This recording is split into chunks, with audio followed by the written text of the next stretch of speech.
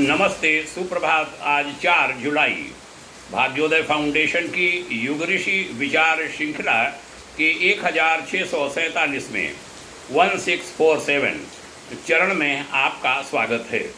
गायत्री और यज्ञ का अन्योन्याश्रित संबंध। आज की पुस्तक पृष्ठ 13 से विषय लेता हूँ। पूज्यवर आचार्य श्री राम शर्मा जी ने अपनी इस पुस्तक में गायत्री यज्ञ परम पद को प्राप्त करा देता है, इस शीर्षक से लिखा था। जो मनुष्य सकाम भावना से गायत्री यज्ञ करता है उसकी इच्छित कामनाएं पूर्ण होती हैं और अंत समय में वह परम पद को प्राप्त करता है। इस महान महत्ता को समझकर ही गायत्री यज्ञ की परंपरा प्रचलित की गई थी। उसे छोड़ देने से मानव की भयंकर दुर्गति हुई। उसे फिर से ठीक किया जाना चाहिए। अग्निहोत्र की परंपरा घर घर चलनी चाहिए। जब घर घर में यज्ञ की प्रतिष्ठा थी तब यह भारत भूमि स्वर्ग संपदाओं की स्वामिनी थी। आज यज्ञ को त्यागने से ही हमारी दुर्गति हो रही है। यज्ञ शब्द का सामान्य संस्कृत अर्थ दान है, देव पूजन है। भावार्थ है दिव्य प्रयोजनों के लिए संगठित रूप से अपने अनुदान प्रस्तुत करना।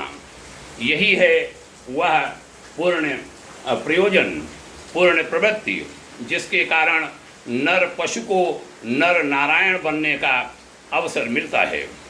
मानवीय गरिमा इसी उदार सेवा भावना पर अवलंबित है। पूज्य गुरुदेव आगे कहते हैं, अग्नि में पकाए जाने पर जिस तरह स्वर्ग की कलुषता मिटती है और आभा निखरती है, उसी प्रकार यज्ञ दर्शन को अपनाकर मनुष्य उत्कृष्टता के शिखर पर चढ़ता है और देवत्व की ओर अग्रसर होता है।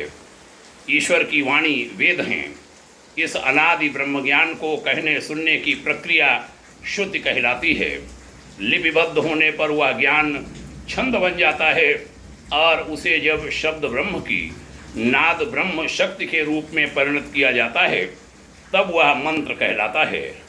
बंधुओं, वेद, श्रुति, छंद और मंत्र के बारे में यह संक्षिप्त चर्चा, गायत्री यज्ञ के बारे में यह संक्षिप्त चर्चा बड़ी महत्वपूर्ण है। इसका श्रवण करें, मनन करें, चिंतन करें, अन्यों को भी सुनाएं। आपके उज्जवल भविष्य की शुभकामना करते हैं। ओम शांति।